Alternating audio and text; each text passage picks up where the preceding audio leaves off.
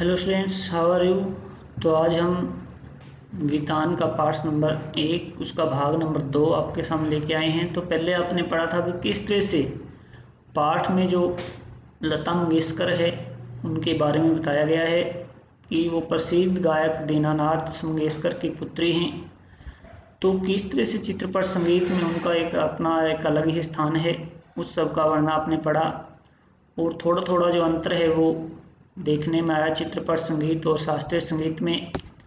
कुछ लोगों का मानना है कि चित्रपट संगीत ने लोगों के कान बिगाड़ दिए हैं, उनकी रुचियां बिगाड़ दी हैं, लेकिन लेखक का मानना इसके दूसरी तरफ है। लेखक का मानना है कि इससे लोगों की रुचियां बढ़ी है, उन्हें संगीत के प्रति जो उनका ज्ञान है वो बढ़ा है। और किस तरह से जो लेखक का मानना है कि लता से इससे भी अच्छा कार्य करवाया जा सकता था, यदि हम चाहते तो वो और भी उनको कठिन कार्य देके और भी अच्छा वो कार्य कर सकती थी। तो आगे का पाठ है हमारा पेज नंबर 4 से लाइन नंबर 2। ऐसा माना जाता है कि लता के गाने में करुण रस विशेष प्रभावशाली रीति से व्यक्त होता है, पर मुझे कुछ यह बात नहीं पटती। मेरा अपना मत है कि लता ने करुण रस के साथ उतना न्याय नहीं किया है। बजाय इसके मुग्ध श्रृंगार की अभिव्यक्ति करने वाले मध्य या द्रुतलय के गाने लता ने बड़ी उत्कटता से गाए हैं, यानी बड़े अच्छे से। मेरी दृष्टि से उसके गायन में एक और कमी है, तथापि यह कहना कठिन होगा कि इसमें लता का दोष कितना है और संगीत दिग्दर्शकों का दोष कितना। लता का गाना सामान्यतः ऊंची पट्टी में रहता है, यानी ऊंची आवाज़ में। गाने में संगीत दिग्दर्शक उसे अधिकाधिक ऊंची पट्टी में गवाते हैं और उसे अकारण ही चिलवाते हैं, यानी बिना किसी कारण के ऊंची आवाज़ में गवाते हैं और उन्हें बिना किसी मतलब के चिल्लाना पड़ता है। एक प्रश्न उपस्थित किया जाता है कि शास्त्रीय संगीत में लता का स्थान कौन सा है। मेरे मत से यह प्रश्न खुद ही प्रयोजनहीन है, यानी कारणहीन। उसका कारण यह है कि शास्त्रीय संगीत और चित्रपट संगीत में तुलना हो ही नहीं सकती। जहाँ गंभीरता शास्त्रीय संगीत का स्थायी भाव है, वहीं जलदलय और चपलता चित्रपट संगीत का मुख्य गुणधर्म है। तो यहाँ आपको शास्त्रीय संगीत और चित्रपट संगीत दोनों में जो अंतर है वो बताया जाएगा, जो आपके अभ्यास के प्रश्नों में भी आएगा। चित्रपट संगीत का ताल प्राथमिक अवस्था का ताल होता है, जबकि शास्त्रीय संगीत में ताल अपने परिष्कृत रूप में पाया जाता है, यानी पूर्ण रूप में। चित्रपट संगीत में आधे तालों का उपयोग किया जाता है, उसकी लयकारी बिल्कुल अलग होती है, आसान होती है। यहाँ गीत और आघात को ज़्यादा महत्व दिया जाता है, सुलभता और लोच को अग्र स्थान दिया जाता है। तथापि चित्रपट संगीत गाने वाले को शास्त्रीय संगीत की उत्तम जानकारी होना आवश्यक है, और वह लता के पास निसंशय है। 3-3.5 मिनट के गाए हुए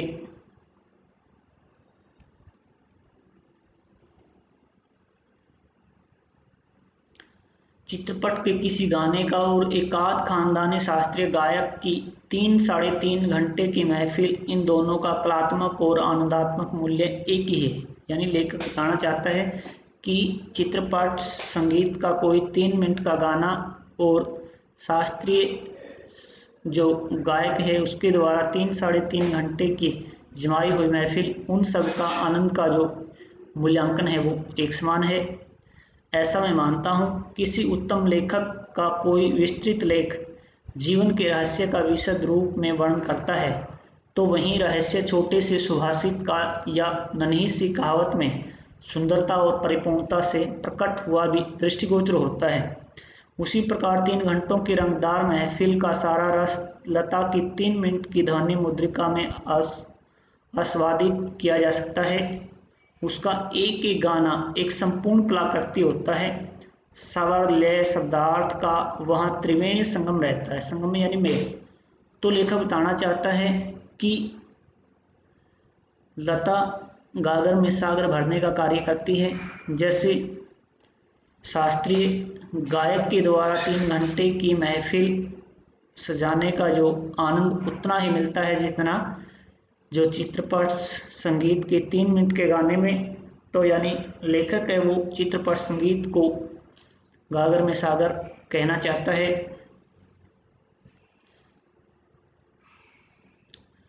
उसका एक एक गाना एक संपूर्ण कलाकृति होता है, स्वर लय शब्दार्थ का त्रिवेणी संगम, तो ये आपने पढ़ा। और महफिल की बेहोशी उसमें समाई रहती है।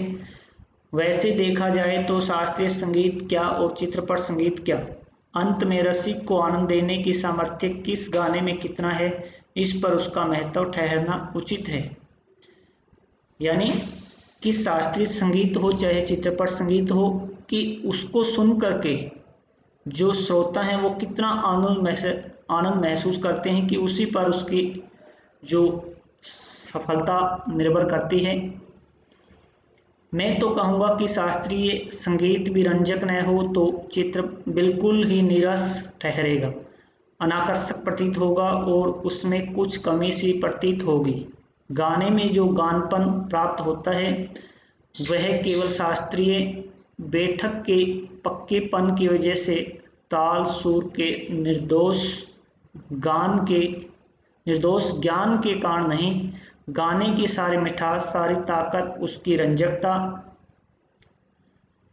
पर मुख्यतः अवलंबित रहता है, यानी टिका रहता है। और रंजकता का मर्म रसिक वर्ग के समक्ष कैसे प्रस्तुत किया जाए, किस रीति से उसकी बैठक बिठाई जाए और श्रोताओं से कैसे सुसंवाद साधा जाए। सुसंवाद यानी उनसे आपसी बातचीत, उनसे कैसे संवाद किया जाए, इसमें समाविष्ट रहती है, यानी समाई रहती है। किसी मनुष्य का अस्थिपंजर और एक प्रतिभाशाली कलाकार द्वारा उसी मनुष्य का तेल चित्र, इन दोनों में जो अंतर होगा वही गायन के शास्त्रीय ज्ञान और उसकी स्वरों द्वारा की गई सुसंगत अभिव्यक्ति में होगा।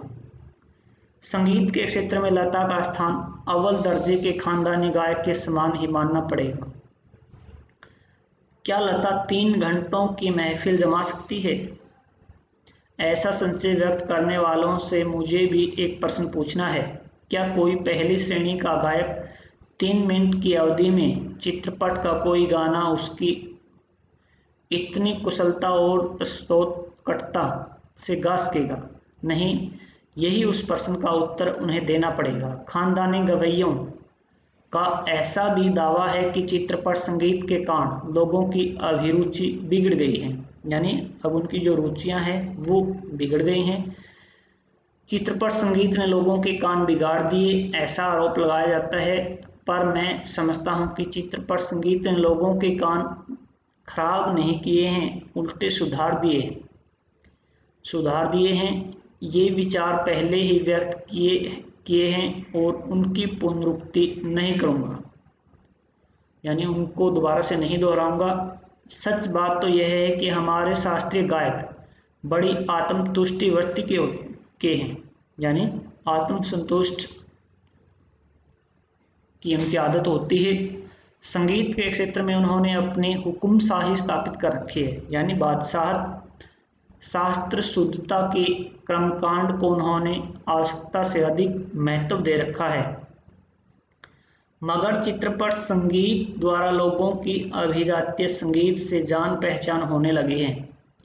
उनकी चिकित्सक और चौकस वृत्ति अब बढ़ती जा रही है। लोग अब चौकन्ने हो गए हैं, उनकी आदत है वो संगीत के प्रति वो बढ़ती जा रही है, उनका ज्ञान बढ़ता जा रहा है। केवल शास्त्र शुद्ध और नीरस गाना उन्हें नहीं चाहिए, उन्हें तो सुरीला और भावपूर्ण गाना चाहिए। और यह क्रांति चित्रपट संगीत ही लाया है। चित्रपट संगीत समाज की संगीत विषयक अभिरुचि में प्रभावशाली मोड़ लाया है। चित्रपट संगीत की लचकदारी उसका एक और सामर्थ्य है, ऐसा मुझे लगता है। उस संगीत की मान्यताएं, मर्यादाएं, झंझटें सब कुछ निराले हैं, यानी अनोखी हैं। चित्रपट संगीत का तंत्र ही अलग है, यानी ढांचा ही अलग है। यहाँ नवनिर्मित की बहुत गुंजाइश है, यानी नया कुछ करने की। जैसा शास्त्रीय रागदारी का चित्रपट संगीत दिग्दर्शकों ने उपयोग किया है, उसी प्रकार राजस्थानी, पंजाबी, बंगाली प्रदेश के लोकगीतों के भंडार को भी उन्होंने खूब लूटा है। यानी जो चित्रपट संगीत है, जो क्षेत्रीय भाषाओं के जो लोकगीत है उनका प्रयोग करता है, चाहे वो राजस्थानी हो, पंजाबी हो, बंगाली हो, उन सब का यह हमारे ध्यान में रहना चाहिए। धूप का कौतुक करने वाले पंजाबी लोकगीत, रुक्ष और निर्जल राजस्थान में पर्जन्य की याद दिलाने वाले गीत, पहाड़ों की घाटियों खोरों में प्रधावित होने वाले पहाड़ी गीत, ऋतु चक्र समझाने वाले और खेती के विविध कामों का हिसाब देने वाले कृषि गीत, और ब्रज भूमि में समाविष्ट यानी समाये हुए सहज मधुर गीतों का अतिशय मार्मिक व रसानुकूल उपयोग चित्रपट क्षेत्र के प्रभावी संगीत दिग्दर्शकों ने किया है और आगे भी करते रहेंगे। थोड़े में कहूँ तो संगीत का क्षेत्र ही विस्तीर्ण है, यानी बहुत फैला हुआ है। यहाँ अब तक अलैक्सिक, असंशोधित और अदृष्टिपूर्ण ऐसा खूब बड़ा प्रांत है, तथापि बड़े जोश से इसकी खोज और उपयोग चित्रपट के लोग करते चले आ रहे हैं।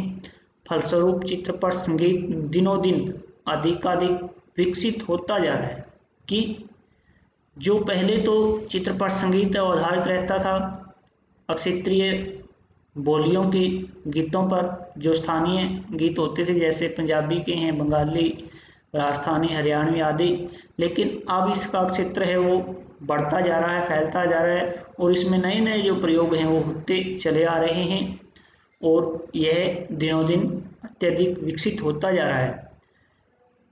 ऐसे इस चित्रपट संगीत क्षेत्र की लता अनविकसित सम्राज्ञी है, यानी जो लता को सबसे बड़ी सम्राज्ञी, जिसे सम्राट का स्त्रीलिंग सम्राज्ञी होता है, वो लेखक का मानना है। और भी कई पार्श्व गायक गायिकाएं हैं, पर लता की लोकप्रियता इन सभी से कहीं अधिक है। उसकी लोकप्रियता के शिखर का स्थान अचल है, अचल जिसे हिलाया न जा सके। बीते अनेक वर्षों से वह गाती आ रही है और फिर भी उसकी लोकप्रियता अबाधित है, अबाधित जिसमें कोई बाधा न हो। लगभग आधी शताब्दी तक जन मन पर सतत प्रभुत्व रखना आसान नहीं है। ज़्यादा क्या कहूँ, एक राग भी हमेशा टिका नहीं रहता। भारत के कोने कोने में लता का गाना जा पहुँचे, यही नहीं प्रदेश में भी उसका गाना सुनकर लोग पागल हो उठें। यह क्या चमत्कार नहीं है, और यह चमत्कार हम प्रत्यक्ष देख रहे हैं, प्रत्यक्ष यानी आंखों के सामने। ऐसा कलाकार शताब्दियों में शायद एक ही पैदा होता है। ऐसा कलाकार आज हम सभी के बीच है। उसे अपनी आंखों के सामने घूमता फिरता देख पा रहे हैं। कितना बड़ा है हमारा भाग्य। यानी लेखक हम सबको भाग्यशाली मानता है कि लता जैसी जो महान गायिका हमारे यहाँ पैदा हुई और अब भी वो जिंदा है और हम उसे अपनी आंखों के सामने घूमता फिरता देख पा रहे हैं। ये हमारे लिए बड़े सौभाग्य की बात है। तो बच्चों, पाठ आपका यहाँ समाप्त हो जाता है। तो इसके जो प्रश्न हैं अभ्यास, वो हैं 6 प्रश्न हैं अभ्यास के, जिसे आप लिखेंगे। तो ये 6 के 6 प्रश्न आप अपनी कॉपी में लिख लेंगे अच्छे से, जैसे आपने पहले भी आरोह के जो प्रश्न उत्तर लिखे हैं उसी तरह से इनको भी आप अच्छे से लिख लें। धन्यवाद।